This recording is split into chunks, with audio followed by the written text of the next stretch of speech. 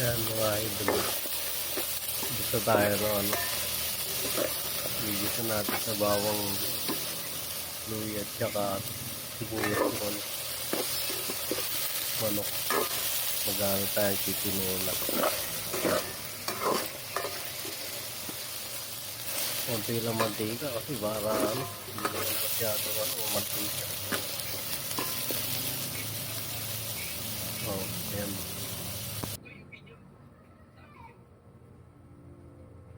Nilagyan ko ng ano, siling pansigang, tapos nilagay ko na yung ano, papaya. Yan.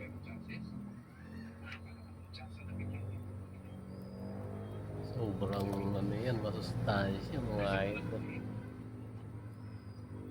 Ayan, kumukulo na. Ilagay na natin yung peche. Perfect. Mga idol sa ano, sa ating tinola. Napaka-perfect. Yan. Sarap na naman ito.